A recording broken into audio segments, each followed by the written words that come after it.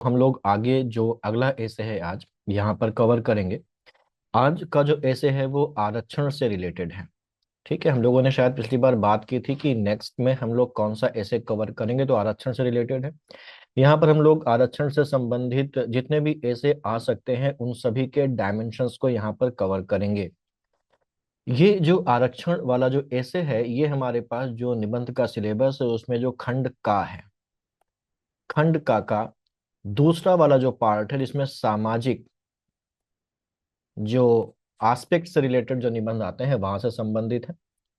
यहाँ पर हम इस निबंध को भी अपने जो नॉर्मल फॉर्मेट हम लोगों का है उसके अकॉर्डिंग चलेंगे। हम यहाँ पर निबंध में सबसे पहले अपनी प्रस्तावना को देखेंगे। प्रस्तावना भी यहाँ पर हम लोग जैसे हम लोग देखते चले आ रहे हैं, हम लोग 2 या 3 प्रोबेबल प्रस्तावनाओं पर काम करते हैं और उनमें से जो सुटेबल हो उसका आप इस्तेमाल कर सकते हैं, वो हम लोग कवर करेंगे। कम से कम 2 प्रस्तावनाएं हम लोग यहाँ पर देखेंगे किसी भी निबंध की, और यहाँ पर आरक्षण की भी हम 2 प्रस्तावनाएं देखेंगे अलग अलग तरीके की।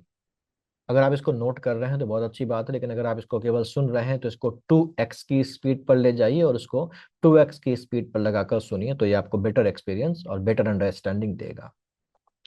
प्रस्तावना के बाद हम लोग बात करेंगे कि आरक्षण का जो औचित्य या आरक्षण की जो आवश्यकता है वो क्या है।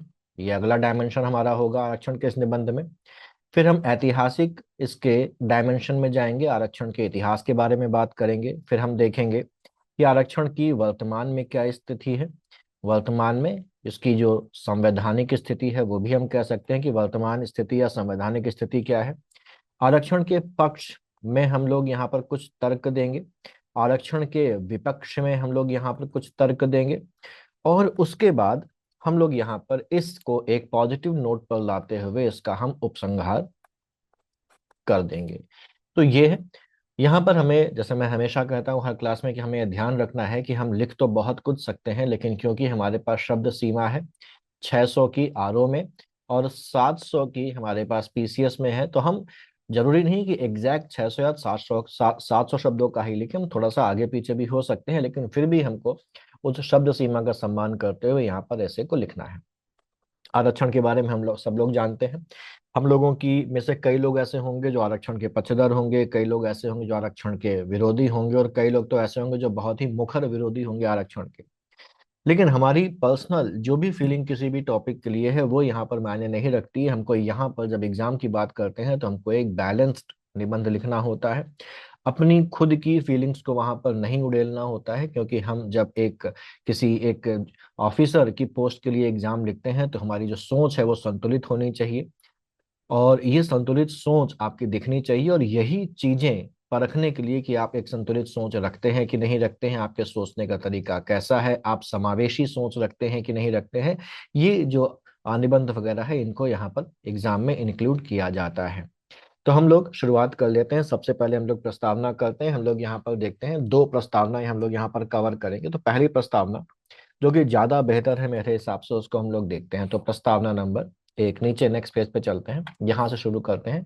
तो प्रस्तावना इस निबंध की जो पहली प्रस्तावना है, ठीक, समझते जाइएगा। कोई डाउट होगा तो हम लोग उसको डिस्कस कर लेंगे। पहली प्रस्तावना एक एनेक्डोट से शुरू करते हैं हम लोग यहाँ पर, कि देखिए, जैसा मैंने पिछली बार भी कहा था कि मैं इसकी पीडीएफ भी दे सकता हूँ, लेकिन जब मैं इसको लिख के समझाता हूँ तो कई चीजें और हैं जो यहाँ पर डिस्कस हो जाती हैं। सोचने समझने का तरीका डेवलप होता है, बातों को हम लोग डिस्कस कर लेते हैं। ठीक, कई और डायमेंशंस भी यहाँ पर कवर हो जाते हैं। और दूसरी बात, जब आप यहाँ पर देख के सुन के समझ के लिखते हैं तो वो चीज़ दिमाग में बैठ जाती है और आपके सोचने के तरीके में भी बदलाव आता है, चीज़ों को रटने में और इस तरीके से करने में काफ़ी ज़्यादा अंतर होता है। तो आगे चलते हैं। एक बार 2 धावकों को एक ही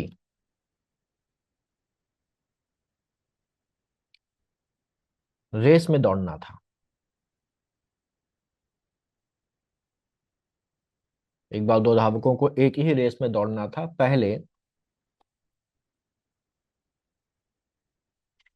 धावक का ट्रैक सीधा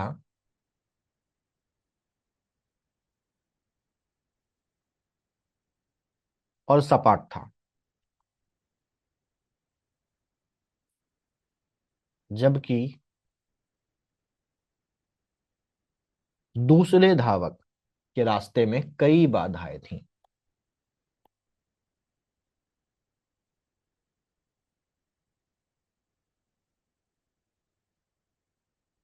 दूसरे धावक के रास्ते में कई बाधाएं थीं, जैसे गड्ढे थे,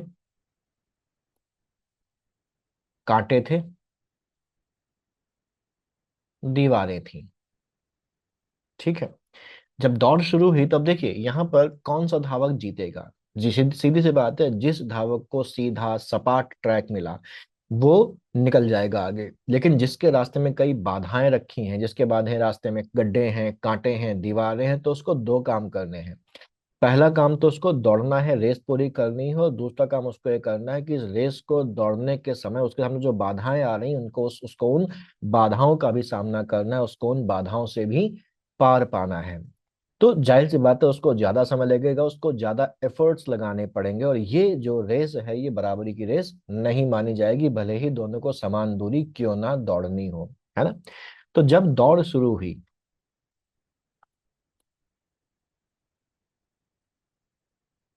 जब दौड़ शुरू हुई तो पहला धावक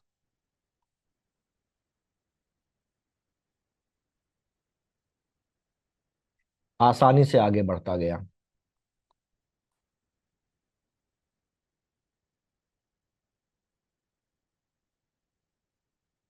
पहला धावक आसानी से आगे बढ़ता गया, जबकि दूसरा धावक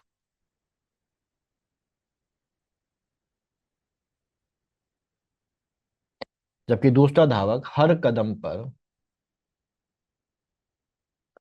संघर्ष करता रहा। कभी वो गड्ढे में गिर रहा है, कभी वो कांटों में उलझ रहा है, कभी उसके सामने दीवार खड़ी हो गई, तो उसको हर कदम पर संघर्ष का सामना करना पड़ा। अब इस पर कुछ लोगों ने कहा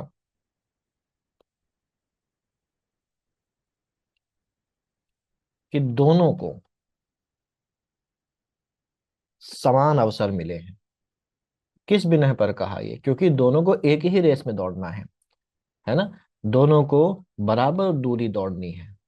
तो ऐसा कुछ लोगों ने कहा कि दोनों को समान अवसर मिले हैं, लेकिन क्या वास्तव में दोनों को समान अवसर मिला? नहीं, है ना, यानी कि लेकिन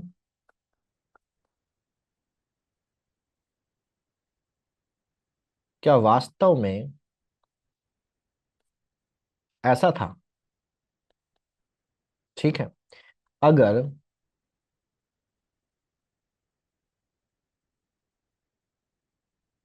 दूसरे धावक के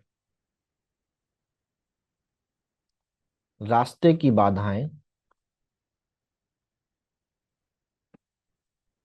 हटा दी जाती,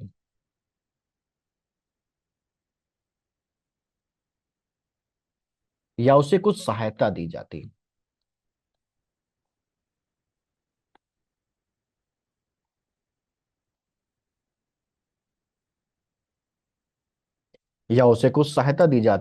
तो क्या उसे भी जीतने का समान अवसर नहीं मिलता?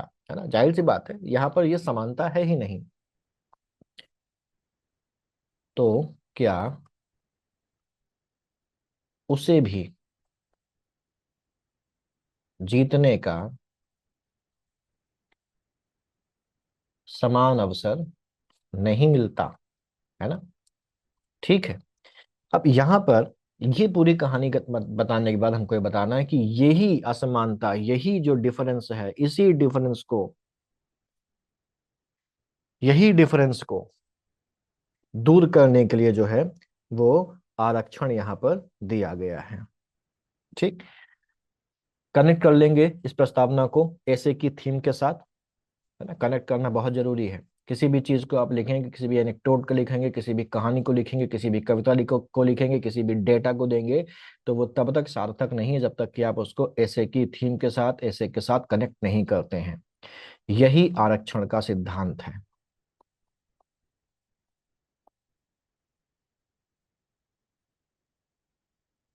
यही आरक्षण का सिद्धांत है। यह उन लोगों को आगे बढ़ने का अवसर देता है।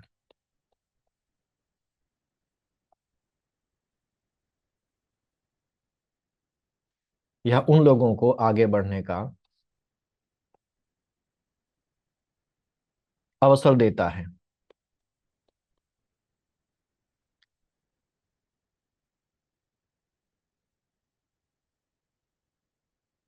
जो ऐतिहासिक अन्याय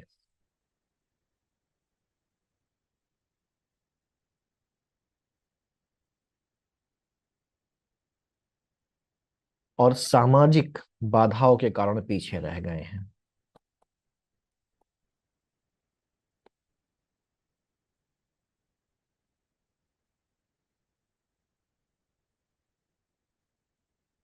ठीक, ये आपकी पहली प्रस्तावना हो गई। पहली प्रस्तावना के बाद हम लोग आगे चलते हैं और अब देखते हैं। अच्छा, इसके बाद आप अपने ऐसे को जनरली नॉर्मली यहाँ पर बाकी डायमेंशंस को लेते हुए, आरक्षण को डिफाइन करते हुए, आरक्षण को और बेहतर तरीके से एक छोटे से पैराग्राफ में 50-60 शब्दों में बताते हुए आगे बढ़ के सभी डायमेंशन को कवर करके आगे बढ़ सकते हैं। ठीक, इसके अलावा एक और प्रस्तावना हम लोग यहाँ पर देख सकते हैं। अगर हम दूसरी प्रस्तावना देखें जो थोड़ी सी अलग तरीके की, अलग नेचर की है, जहां पर भारत की विविधता को कंसिडर करते हुए हम लोग यहाँ पर प्रस्तावना को आगे बढ़ाएंगे, तो जो दूसरी प्रस्तावना है उसको भी देख लेते हैं। दोनों में से आप किसी को भी चुन सकते हैं, अपने हिसाब से फेरबदल कर सकते हैं, अपने इनपुट्स डाल सकते हैं यहाँ पर। ठीक, तो दूसरी प्रस्तावना है, भारत एक लोकतांत्रिक और बहुसांस्कृतिक देश है। एक लोकतांत्रिक और बहुसांस्कृतिक, मल्टी कल्चरल, इसमें कोई दो राय नहीं है, बहुसांस्कृतिक देश है जहां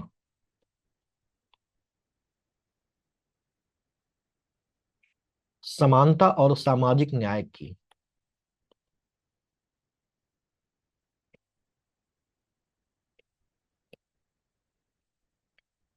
अवधारणा को संविधान में विशेष स्थान दिया गया है।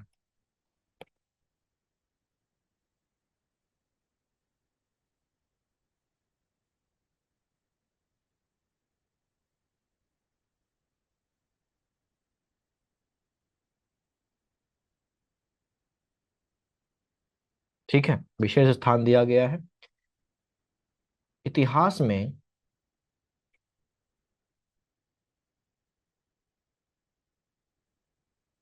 सामाजिक भेदभाव और आर्थिक असमानता के कारण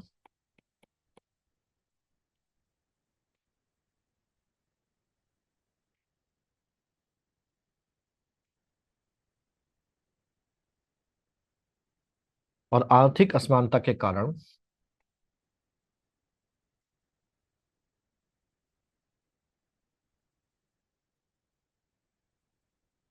समाज के कुछ वर्गों को शैक्षिक,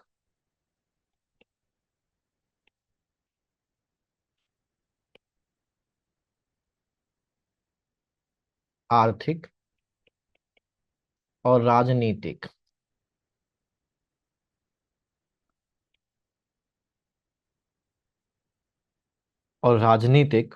अवसरों से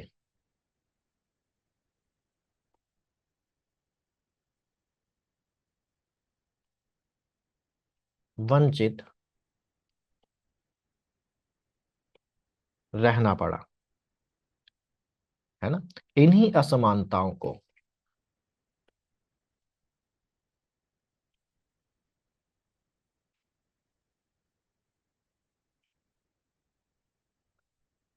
इन्हीं असमानताओं को दूर करने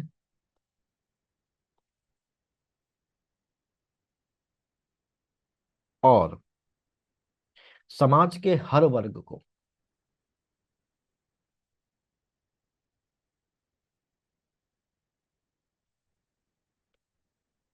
और समाज के हर वर्ग को समान अवसर प्रदान करने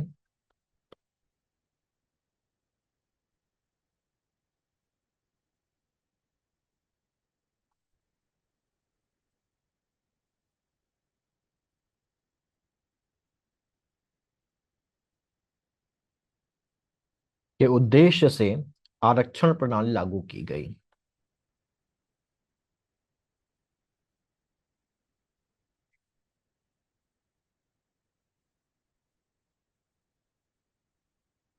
आरक्षण प्रणाली लागू की गई या व्यवस्था केवल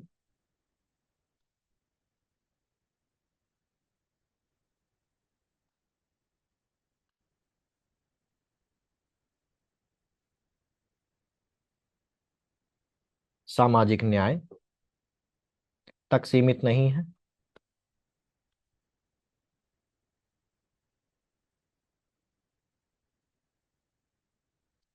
यह व्यवस्था केवल सामाजिक न्याय तक सीमित नहीं है, बल्कि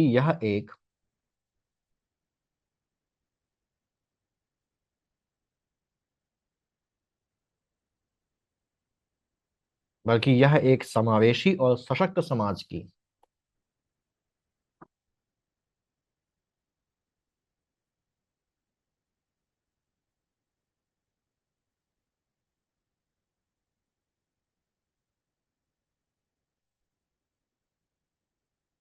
नींव रखने का प्रयास भी है।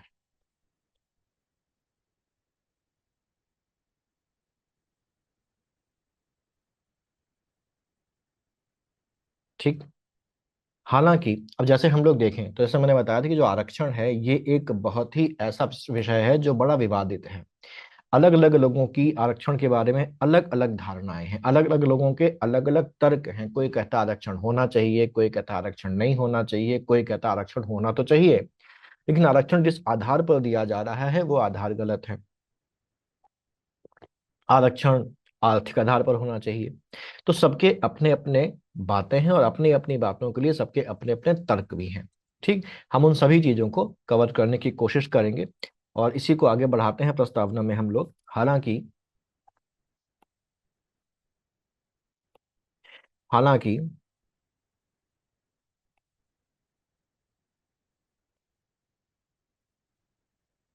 समय के साथ इसकी प्रासंगिकता, प्रासंगिकता मतलब रिलीवेंस, इसकी प्रासंगिकता, प्रभाव और दायरे को लेकर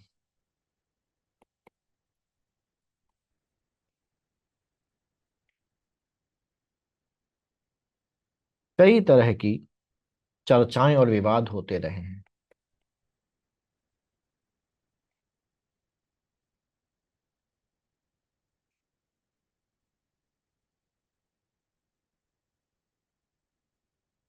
ठीक है। इस निबंध में हम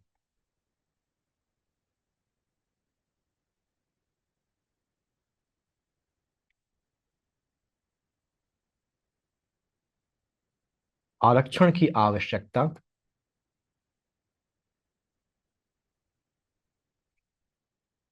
इसके प्रभाव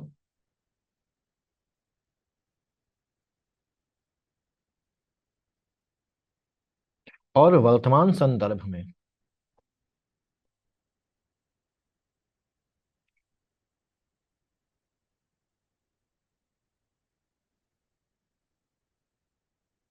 इसकी सार्थकता का विश्लेषण करेंगे।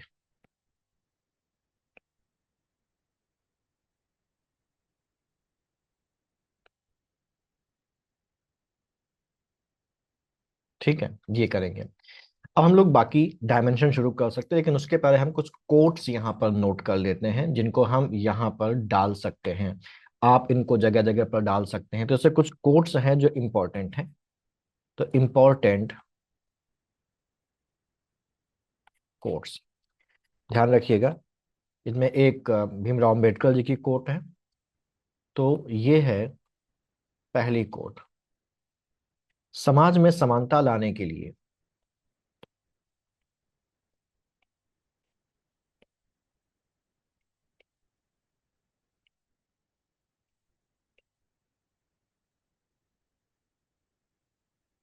असमानता की भरपाई आवश्यक होती है।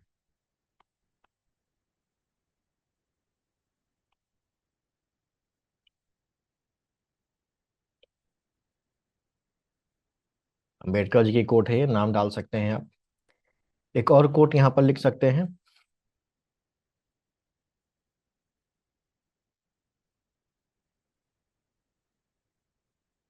आरक्षण कोई दया नहीं,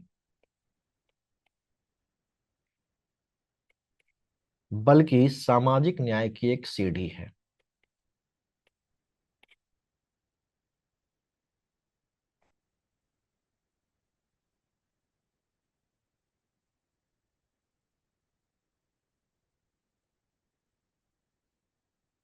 एक कोट और, समय पर सही सही जगह पर कोट लिखनी जरूरी है, तो मैं आपको बता दे रहा हूं। आप जब इन इनपुट्स के आधार पर लिखेंगे तो इनको डालेंगे, मैं बताऊंगा कहां पर डालना है। समान अवसर की गैर मौजूदगी में।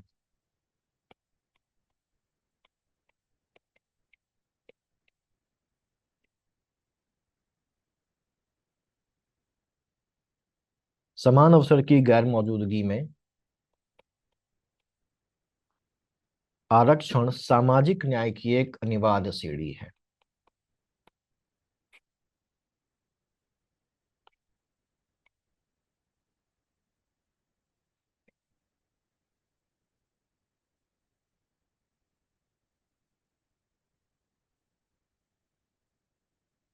चौथा कोट। अच्छा, ये जो 1 से 3 तक ये कोट हैं, इनको आप शुरुआत में, बिगिनिंग में डाल सकिए। इसको कहाँ पर डालिए, बिगिनिंग में डालिए। और अब जो कोट मैं बताने जा रहा हूं, इस कोट को आप एंड में डालेंगे, उपसंहार के साथ या इस ऐसे को क्लोज करते समय। क्या?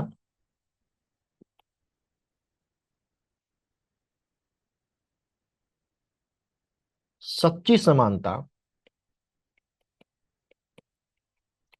तब होगी जब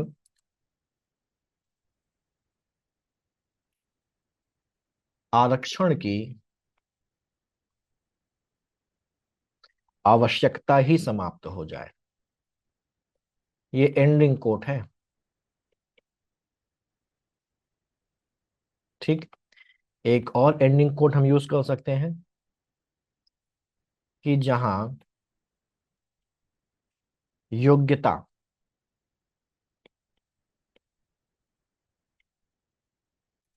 और अवसर एक समान हो जाएं,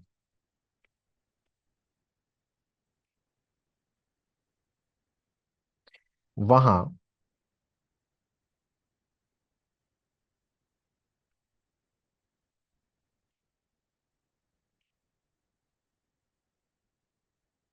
आरक्षण की आवश्यकता स्वतः समाप्त हो जाएगी। इन कोट्स का आप इस्तेमाल कर सकते हैं शुरुआत में, अंत में। ऊपर वाली को आप शुरुआत में या बीच में उनसे संबंधित तथ्य देते समय भी इस्तेमाल कर सकते हैं, और यहाँ पर इनको हम, ये जो लास्ट वाली दो है, इनको जरूरी है कि इनको एंड में ही इस्तेमाल किया जाए, क्योंकि ये वहीं पर सूट करेंगी। ठीक। अब हम लोगों ने दो प्रस्तावनाएं देख ली, दोनों में पहली वाली जो एनेक्डोट वाली है वो ज्यादा बेहतर है, उसको प्रेफर करिएगा यूज करने के लिए। हम लोग आगे चलते हैं और आगे बात करते हैं आरक्षण की। तो यहाँ पर आगे चलते हैं, तो प्रस्तावना के बाद थोड़ा सा आरक्षण के बारे में हम लोग 2-3 लाइनें लिख के और फिर आगे बाकी डायमेंशंस को कवर करेंगे। तो प्रस्तावना लिख ली, दोनों में से कोई एक, फिर हम बात करते हैं आगे।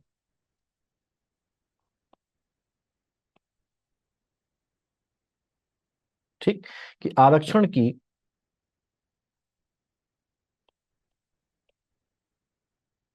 अवधारणा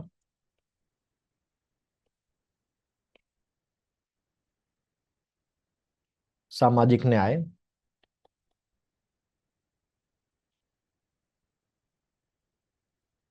वितरण मूलक समाज,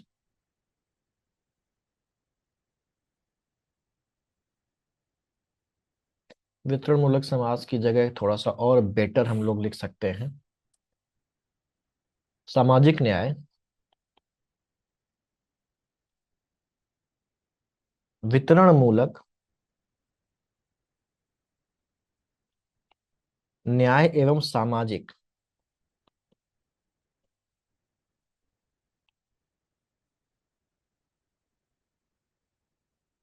कल्याण पर बल देकर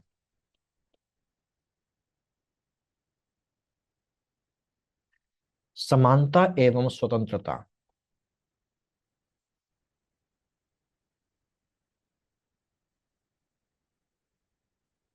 समानता एवं स्वतंत्रता को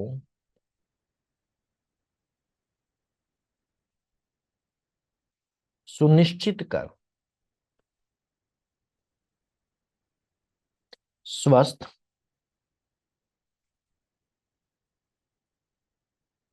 एवं जीवंत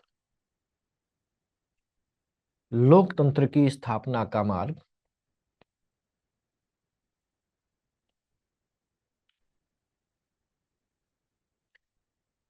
प्रशस्त करती है।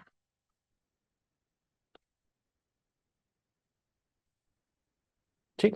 वैसे तो मैं बोलता हूं कि सेंटेंसेस छोटे बनाए, लेकिन ये सेंटेंस अगर हम छोटा कर देंगे तो उसका जो इम्पैक्ट है, जो इफेक्ट है, वो खत्म हो जाएगा। तो इस वाले सेंटेंस में मजबूरी है कि इसको हम काट छाट नहीं कर सकते, क्योंकि इसमें कई सारे टर्म्स इस्तेमाल हुए हैं जो आरक्षण की इंपॉर्टेंस को प्रभावित करते हैं। ठीक है। इसके तहत निर्बल,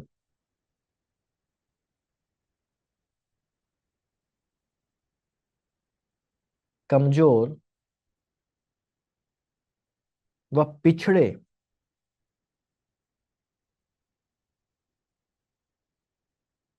वर्गों की वर्गों के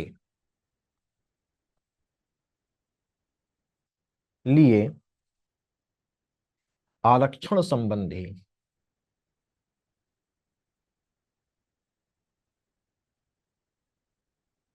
संरक्षण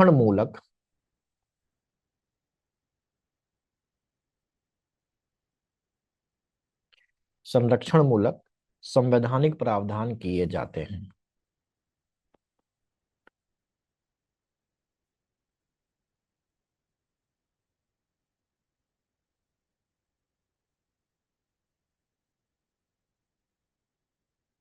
ठीक है।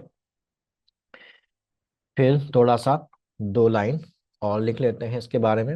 अच्छा, अगर आप चाहें तो ये जो लिख रहे हैं इसको छोड़ के सीधे अगले जो औचित्य वाले पार्ट है, औचित्य वाले डायमेंशन से शुरुआत कर सकते हैं, अगर आपको आरओ में लिखना है। ठीक है, तो ये वाला सेगमेंट जो मैं लिखने जा रहा हूँ इसको आप छोड़ सकते हैं, और आगे सीधे जब हम लोग औचित्य वाला डायमेंशन कवर करेंगे वहां से आप लिख सकते हैं। ठीक। क्योंकि शब्द सीमा में 100 शब्दों का अंतर होता है, पीसीएस में, मेंस में और आरओ मेंस में। ठीक है। नेक्स्ट है इस निमित्त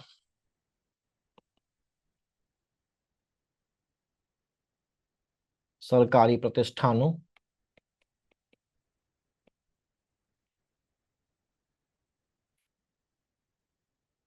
सरकारी प्रतिष्ठानों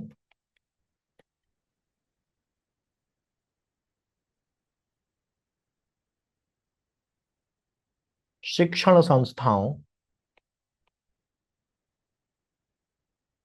लोकसभा एवं प्रांतीय विधानसभाओं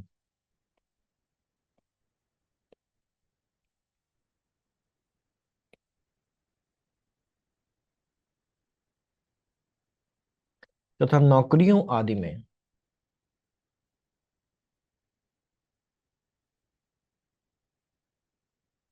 आरक्षण की सुविधा प्रदान की जाती है।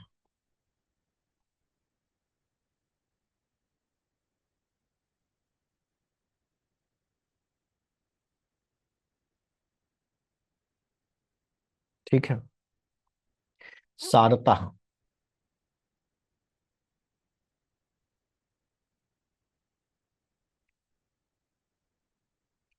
यह कहा जा सकता है कि समाज में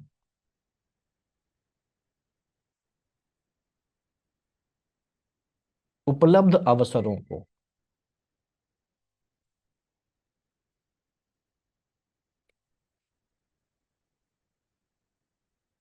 किसी वर्ग विशेष के लिए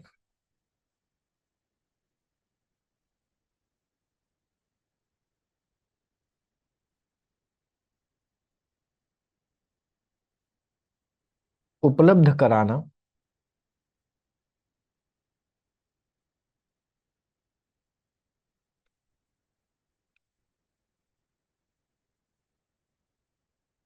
या अवसरों के लिए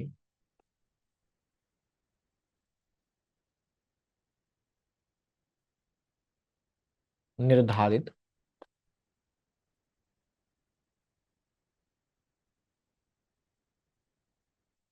मानदंडों में किसी वर्ग विशेष को, में किसी वर्ग विशेष के लिए छूट देना ही आरक्षण है।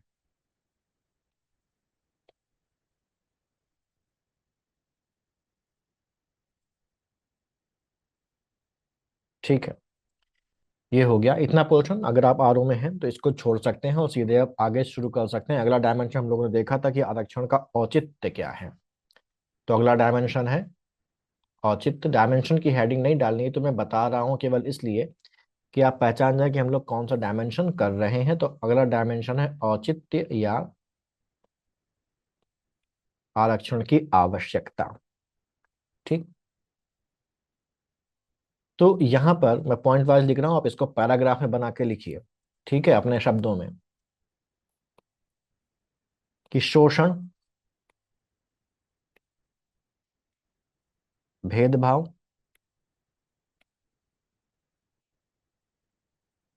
ऊंच नीच, दमन, वंचन, अस्पृश्यता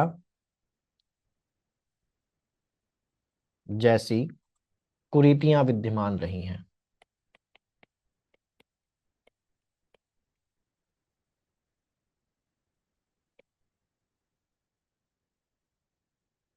कुरीतियां विद्यमान रही हैं, है ना। ये पहले भी विद्यमान रही हैं, आज भी विद्यमान रही हैं। गांवों में तो आज भी भरपूर आपको देखने को मिलता है ये सब। कि अगर कोई ऊंची जाति का इंसान निकल जाता है अपने से नीची जाति के इलाके के सामने से, तो वो लोग चारपाई में बैठे होते हैं तो खड़े हो जाते हैं। या आपके यहाँ या किसी ऊंची जाति के यहाँ कोई निम्न जाति का व्यक्ति आता है तो वो सामने बैठता नहीं है, उसको जमीन पर बैठना पड़ता है। हम लोग अक्सर अखबारों में आजकल देखने को पढ़ते हैं। क्या पढ़ते हैं?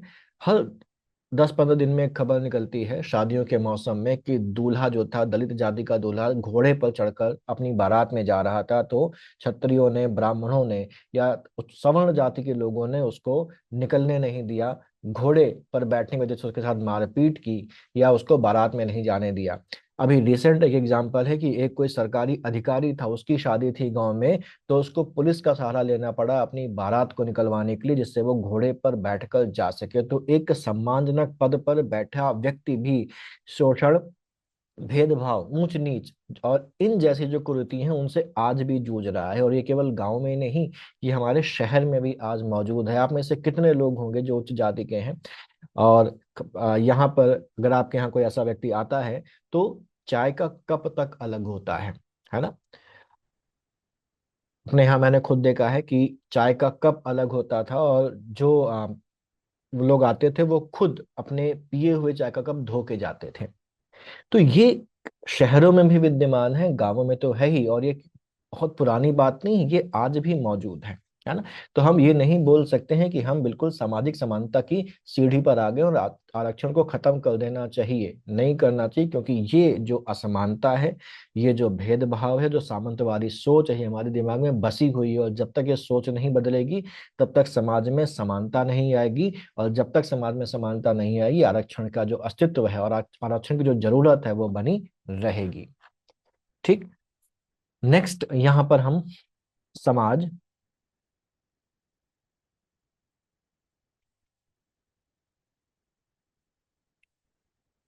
जाति बंधनों में जकड़ा रहा।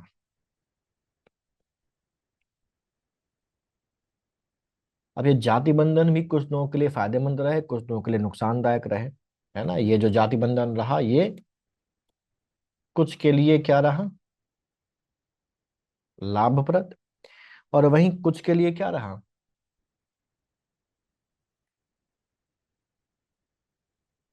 ये अभिशाप बन गया। ठीक। इसकी वजह से समाज का जो एक तबका है, ना तो यथेष्ट प्रगति कर पाया,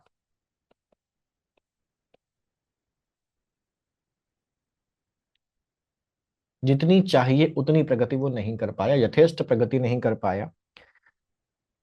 और ना ही वो समाज की मुख्य धारा से जुड़ पाया। ठीक।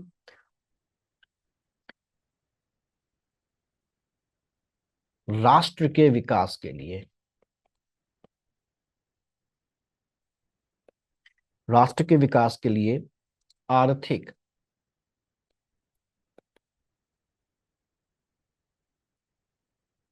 और सामाजिक दृष्टि से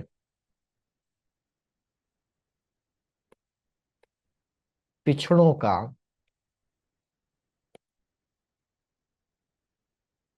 उत्थान जरूरी है। हमारे संविधान में भी जो पिछड़ापन है वो आर्थिक और सामाजिक पिछड़ापन बताया गया है। ठीक है। तो इन आर्थिक और सामाजिक दृष्टि से पिछड़ों का उत्थान राष्ट्र की विकास के लिए भी जरूरी है। ठीक। और इसी की वजह से यहाँ पर लाई गई है संरक्षणात्मक भेदभाव नीति। है ना, संविधान में देखा है ना हम लोगों ने, जब फंडामेंटल राइट्स पढ़ते हैं कि ऐसे सामाजिक और आर्थिक रूप से पिछड़े हुए लोगों के उत्थान के लिए फंडामेंटल राइट्स के कंट्रावेंशन में भी अगर कोई नियम बनाना हो तो सरकार को उसको बनाने की अनुमति है। ठीक। और ये जो संरचनात्मक भेदभाव नीति है, इसको लाने का, जिसको हम आरक्षण बोल रहे हैं अपनी भाषा में, इसको लाने का औचित्य क्या है? ये जो ऊपर हम लोगों ने पढ़ा, यही इसका औचित्य है, इसी वजह से इसकी आवश्यकता है। ठीक। अब अगले डायमेंशन पे आते हैं और आते हैं इसका इतिहास या ऐतिहासिक जो इसका परिप्रेक्ष्य है। ठीक है, इतिहास। यहाँ पर अगर हम देखें तो 1882 में हंटर कमीशन, इसने आरक्षण के बारे में बात की। 1891 में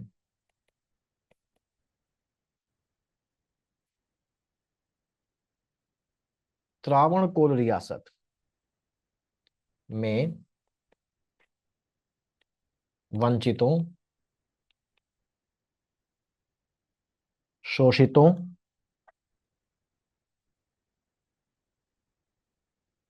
व पिछड़ों को कुछ रियायत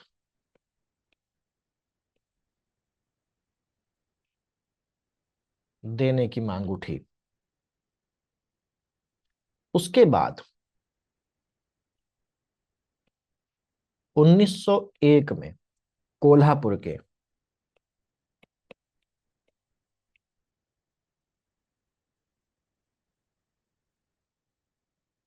छत्रपति शाहू जी महाराज ने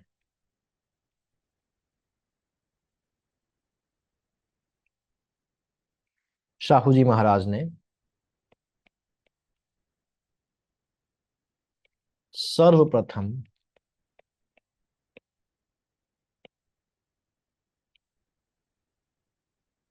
आरक्षण का लाभ दिया। 1943, सॉरी 1921, इसके बाद 1921 में देवनागरी में ही लिखेंगे, मद्रास प्रेसिडेंसी द्वारा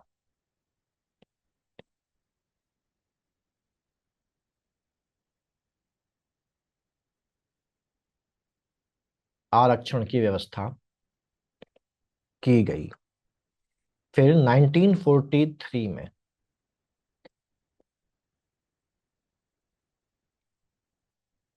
एससी यानी कि शेड्यूल्ड कास्ट के लिए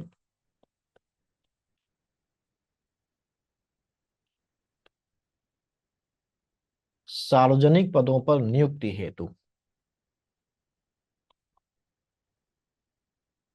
8% आरक्षण का प्रावधान किया गया। फिर 1909 आता है, और 1909 में क्या आया था? 1909 में आया था मॉर्ले मिंटो रिफॉर्म्स। 1909 में मॉर्ले मिंटो सुधारों में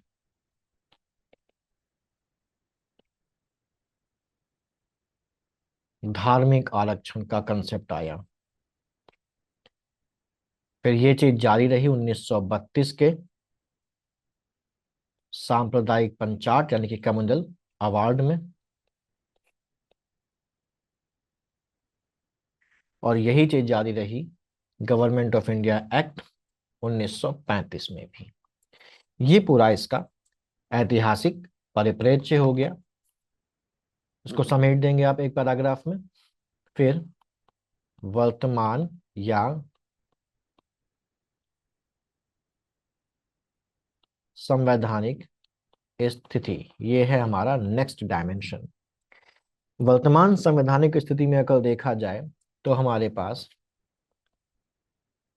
वर्तमान में आरक्षण की व्यवस्था है, और वर्तमान में शेड्यूल कास्ट के लिए 15%, शेड्यूल ट्राइब के लिए 7.5%, और अदर बैकवर्ड क्लासेस के लिए 27% आरक्षण की व्यवस्था करके रखी गई है।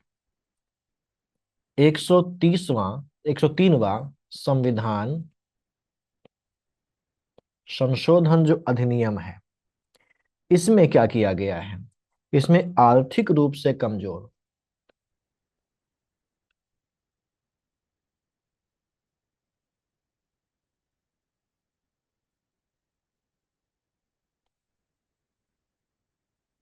सामान्य वर्ग के लिए भी 10% आरक्षण की व्यवस्था कर दी गई है।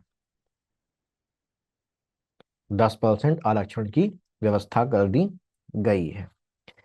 वहीं संविधान में जो अनुच्छेद 330 है, अनुच्छेद 330 है, वो क्या कहता है? वो कहता है शेड्यूल कास्ट और शेड्यूल टाइप, आप ऐसे में SC ST रोमन में नहीं लिखेंगे, देवनागरी में ही लिखेंगे। मैं यहाँ पर लिख दे रहा हूं, आपको देवनागरी में ही लिखना है। SC ST के लिए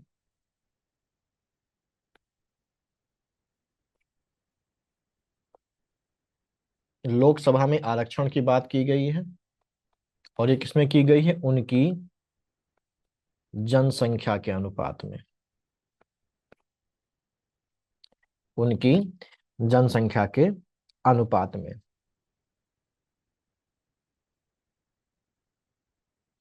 332 जो अनुच्छेद 332 है, वो राज्य विधानसभा में बात करता है। राज्य विधानसभा में शेड्यूल कास्ट शेड्यूल ट्राइब के आरक्षण की बात करता है। ठीक, यहां पर इंदिरा साहनी केस का भी उल्लेख करना जरूरी है। इंदिरा साहनी केस में क्या कहा गया है? Indira Sahni case versus union of India का केस है। इसमें कहा गया है आरक्षण पर एक सीमा लगाई गई है, और ये कहा गया है कि असामान्य परिस्थितियों के अलावा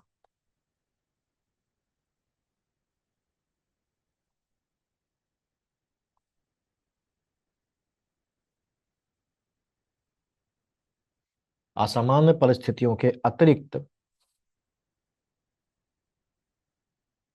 आरक्षण 50% से अधिक नहीं हो सकता है।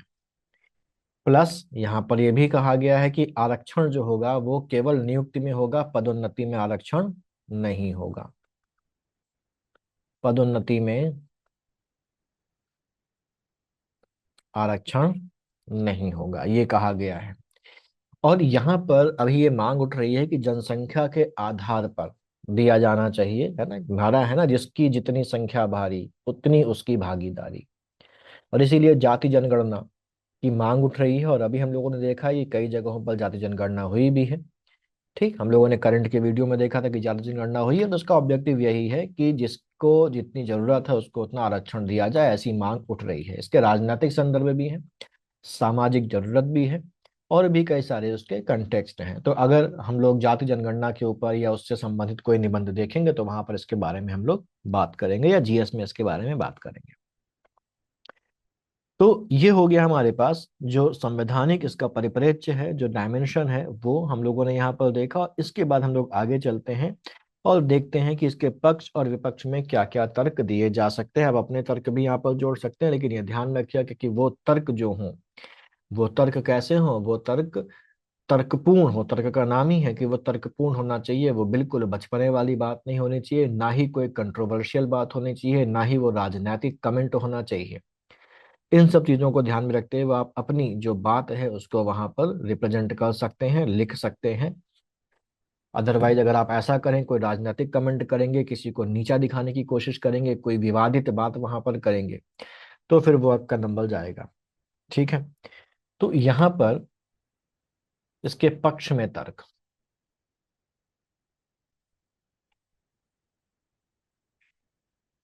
इन तर्कों को आप अपने हिसाब से बढ़ा घटा सकते हैं। वो डिपेंड करता है कि आरक्षण पर जो निबंध पूछा गया है वो कैसा है। अगर पॉजिटिव साइड्स पूछी गई हो तो पक्ष वाले तर्कों को हम कंसीडर करेंगे ज्यादा। अदरवाइज आलोचनात्मक तरीके से है तो फिर हम दोनों को उसी हिसाब से दिखाएंगे। ठीक है। तो उसके पक्ष में क्या तर्क है? हम लोगों ने ऊपर देखा था कि एक तबका जो है वो बहुत ही ज्यादा दबा कुचला था, उसको सुविधाएं नहीं मिली, उसको पढ़ने नहीं दिया गया, उसका दमन करके रखा गया। ठीक है। अस्पृश्यता, छुआछूत और जो सामाजिक रूप से उसको जो नीचा दिखाने की चीजें हैं वो होती रही। इस वजह से वो तबका क्या है, पिछड़ा रह गया। तो यहाँ पर इसके पक्ष में तर्क क्या है? इसके पक्ष में अगर हम पहले तर्क की बात करें तो इसके पक्ष में जो पहला तर्क है वो है कि SC ST OBC, देवनागरी में लिखेंगे आप SC ST OBC, जो है वो भेदभावपूर्ण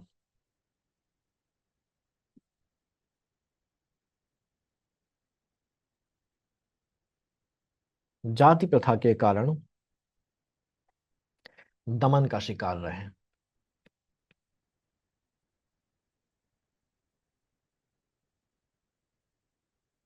दमन का शिकार रहे। ये मेन स्ट्रीम से यानी कि मुख्य धारा से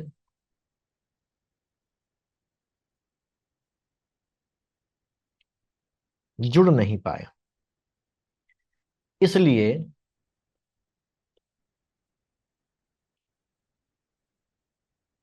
लंबे समय तक आरक्षण का लाभ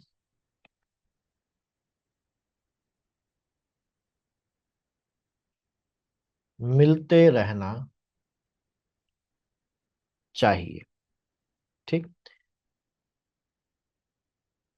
दूसरा तर्क, यह व्यवस्था वितरण मूलक न्याय से जुड़ी हुई है, डिस्ट्रीब्यूटिव जस्टिस से जुड़ी हुई है। आरक्षण की यह व्यवस्था डिस्ट्रीब्यूटिव जस्टिस या वितरण मूलक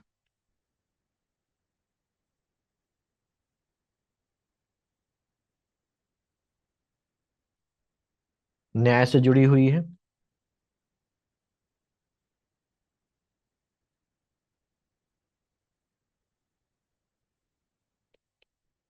यह सामाजिक न्याय व सामाजिक संतुलन के लिए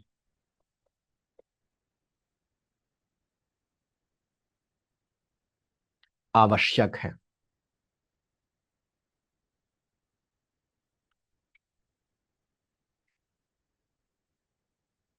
इसके माध्यम से इसके माध्यम से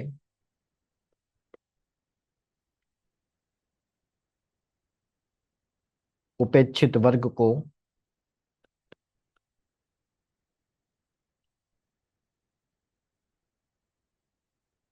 उन्नति व प्रगति के समान अवसर प्राप्त हो सकते हैं।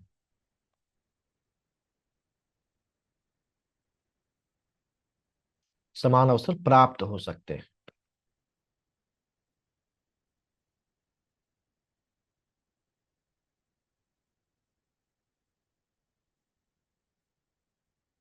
तीसरा तर्क इसके पक्ष में, तीसरा शायद हो गया है। हाँ नहीं, दो हुए, तीसरा।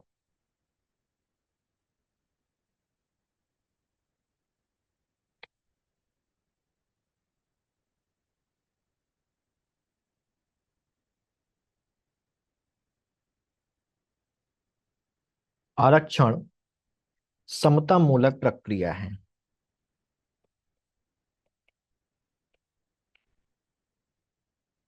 समानता लाने वाला प्रोसेस है। समता मूलक प्रक्रिया है आरक्षण। ये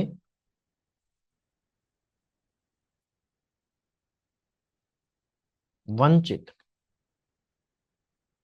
व प्रभुता, वंचित एवं कर लेते हैं, वंचित एवं प्रभुता व अधिकार संपन्न,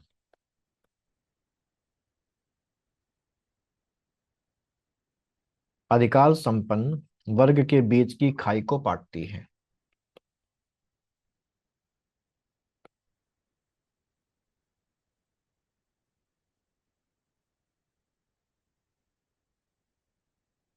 ठीक है, एक और तर्क लिख लेते हैं। चौथा तर्क, शिक्षा जो है वो समता व प्रगति की बुनियाद है। बुनियाद है, नींव है, आप जो भी शब्द मुझे डाल लगे आपको वो लिख लें।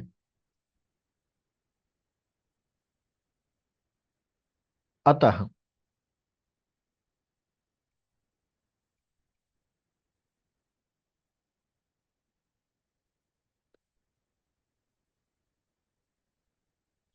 शिक्षा के क्षेत्र में आरक्षण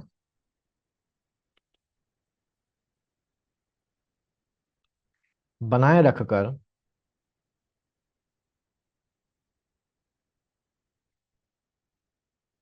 समता व प्रगति के लक्ष्य को प्राप्त किया जा सकता है।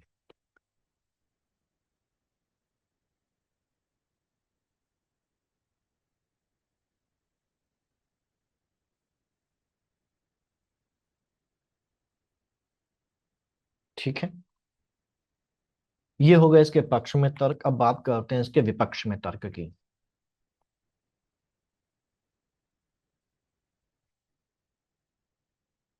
विपक्ष में तर्क, विपक्ष में तर्क, पहला तर्क विपक्ष में,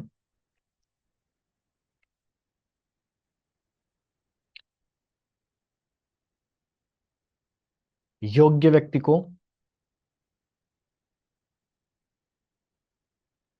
योग्य पद ना मिलना आरक्षण विरोधियों का सबसे मजबूत तर्क। कौशल, गुणवत्ता, योग्यता की उपेक्षा, कम नंबर वाले का सिलेक्शन हो जाना, ज्यादा नंबर वाले का रुक जाना, है ना, ये है। ठीक है, और इससे क्या बढ़ता है? इससे बढ़ता है सामाजिक असंतोष, इससे बढ़ता है, ऊपर जा रहा है। ठीक है, इससे क्या हो रहा है?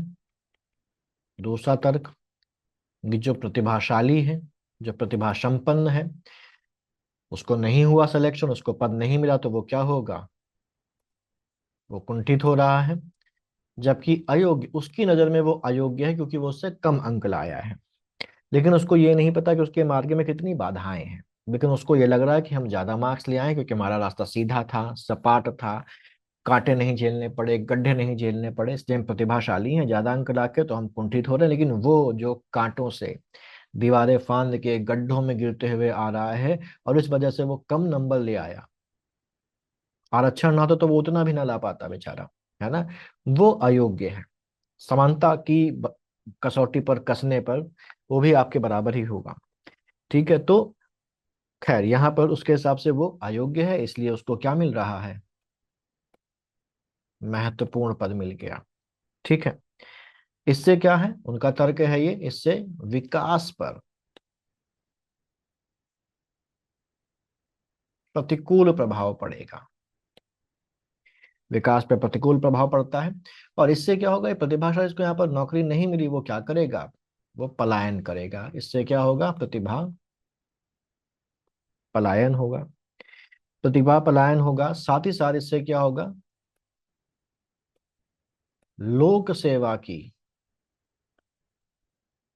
गुणवत्ता में क्या आएगी, कमी आएगी। ये मतलब बढ़ना, और जहां ये लगा है मतलब कमी आना, समझ जाइएगा। ठीक है। तीसरा जो तर्क है यहाँ पर इसके विरोध में, इसके विपक्ष में, वो क्या है,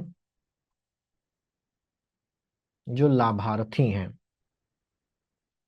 वो सुरक्षित महसूस करने लगते हैं कि भाई हमारे पास तो आरक्षण है, हमको तो कुछ ना कुछ हो ही जाएगा। लाभार्थी सुरक्षित महसूस करने लगते हैं। इससे क्या होता है, परजीविता की भावना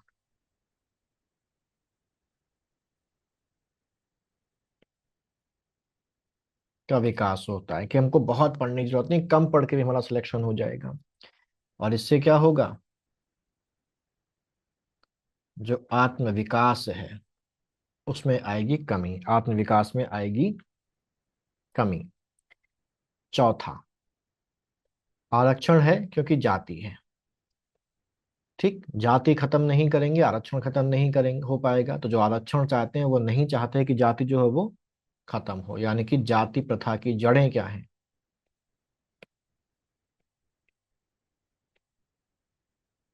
वो इसकी वजह से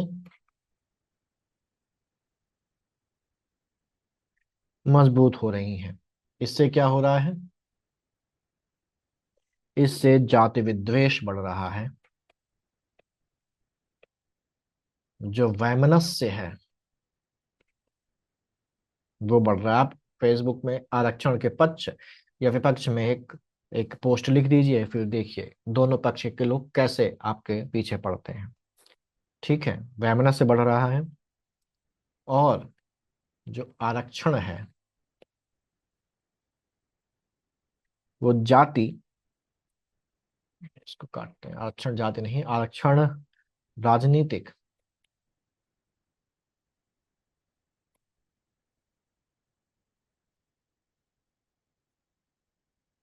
स्वार्थ सिद्धि का साधन बनता जा रहा है। आप अभी पिछला लोकसभा चुनाव भी ध्यान रखिए, जिसमें जो बीजेपी की अपोजिट पार्टी, उन्होंने एक एक नैरेटिव फैलाया कि अगर बीजेपी जीत जाएगी तो वो आरक्षण खत्म कर देगी, जो कि पॉसिबल ही नहीं था। तो ये क्या है, ये राजनीतिक स्वार्थ सिद्धि का साधन बन गया, और इसका इतना इम्पैक्ट पड़ा कि वोटर जो है वो एक तरफ झुक गया, उसने ये मान लिया कि आरक्षण खत्म हो जाएगा। अब उनका एक और है, हम लोग देखते हैं नैरेटिव का आरक्षण तो 10 साल के लिए ही था, 10 साल के बाद अम्बेडकर ने कहा था कि इसको खत्म कर दिया जाए, तो ये अभी तक क्यों चल जा रहा है, इसको तो खत्म हो जाना चाहिए। तो यहाँ पर अगला जो तर्क है हमारे पास, पांचवा तर्क, उसमें यही लिख सकते हैं हम लोग कि ये जो व्यवस्था है, आरक्षण की व्यवस्था है, एक उपचार के लिए या एक उपचार के रूप में निर्धारित समय के लिए ही शुरू की गई थी। निर्धारित या निश्चित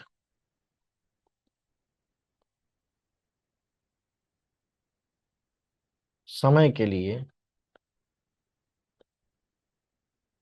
शुरू की गई थी,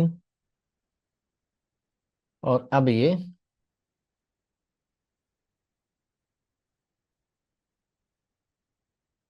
कब तक जारी रहेगी, अब तक उपचार हो ही नहीं पाया। ठीक, तो ये है। और भी कई सारी बातें हम लोग यहाँ पर देख सकते हैं, जैसे हम लोग देखें कि जाति के अंदर आरक्षण की वजह से जाति के अंदर जाति शुरू हो गई है ना।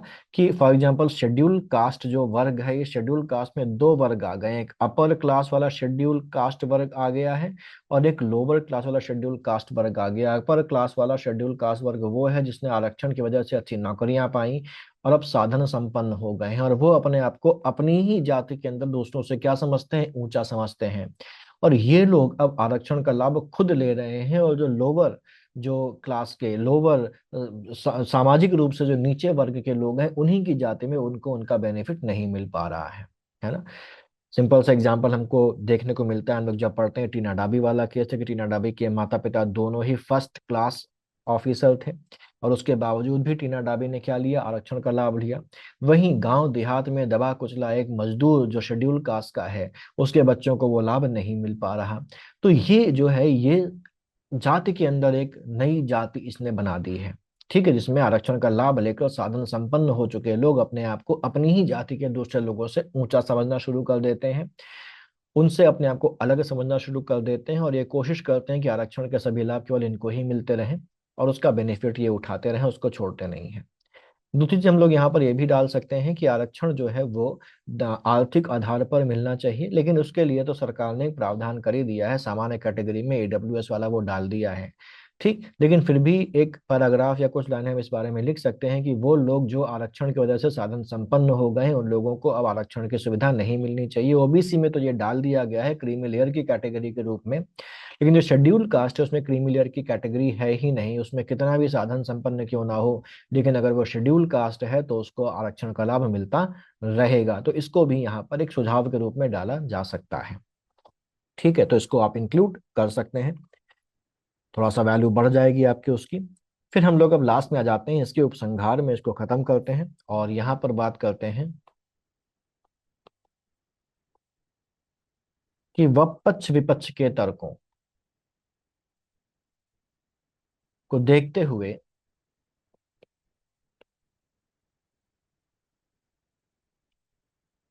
स्पष्ट है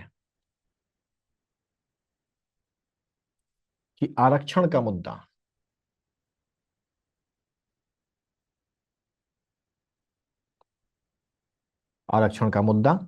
अत्यंत संवेदनशील बन चुका है।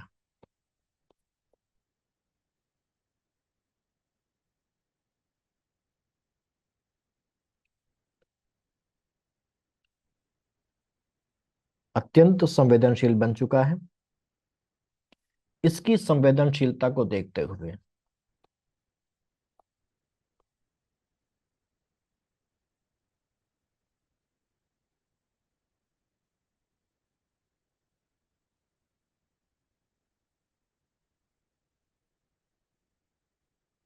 इसकी संवेदनशीलता को देखते हुए अब यह आवश्यक हो गया है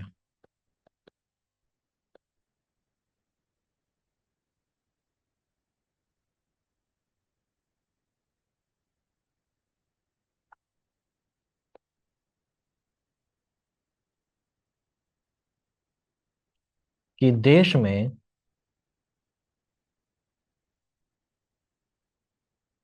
आरक्षण नीति की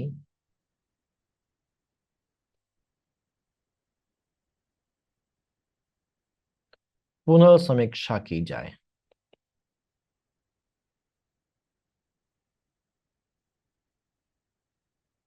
पुनर्समीक्षा की जाए।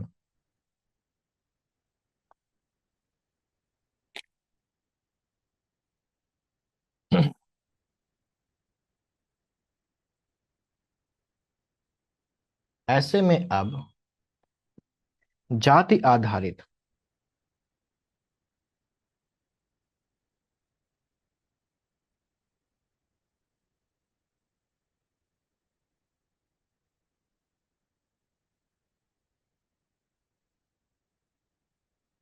आरक्षण व्यवस्था को विराम देना तो उचित रहेगा,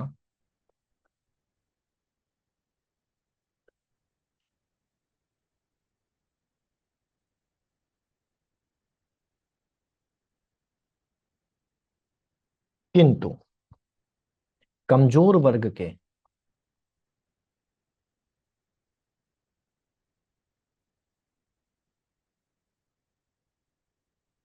हितों की एकदम अनदेखी नहीं की जा सकती। तो कमजोर वर्ग के हितों की भी एकदम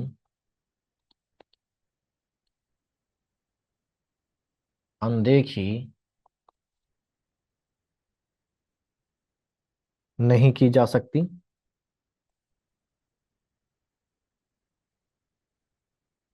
ऐसे में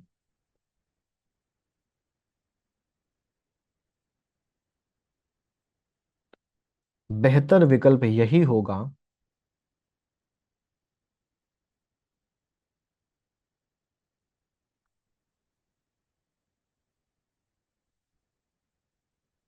कि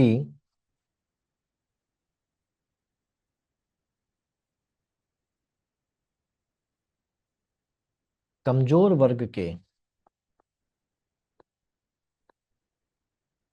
लोगों को छात्रवृत्तियां,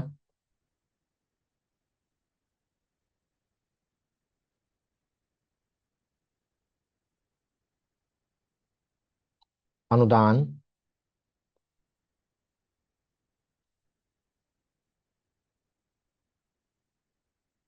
निशुल्क शिक्षा,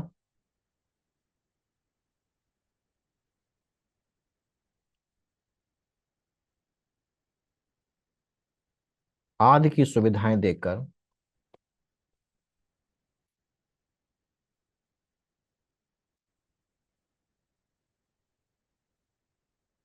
प्रोत्साहित किया जाए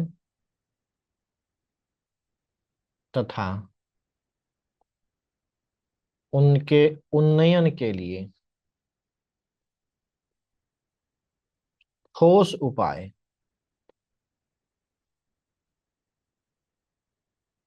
सुनिश्चित किए जाएं।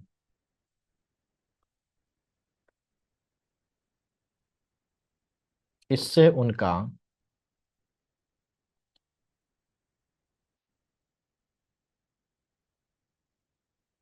आत्मविकास भी होगा तथा सामाजिक समरसता भी बनी रहेगी।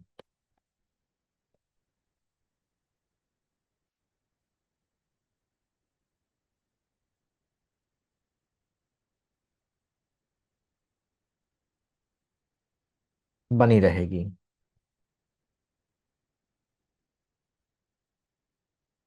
सभी को उन्नति के समान अवसर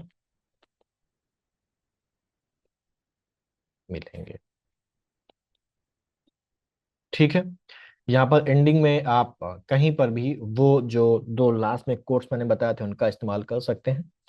तो ये इसको तैयार करिए, अच्छी तरीके से अपने शब्दों में लिखिए, मुझे लिख के भेजिए। संडे का जो टेस्ट है उसका सिलेबस मैं आपको भेज दूंगा, और संडे के टेस्ट को अच्छी तरीके से दीजिएगा। लाइव टेस्ट संडे को होगा विद लिमिटेड टाइम, तो उसको ध्यान रखिएगा।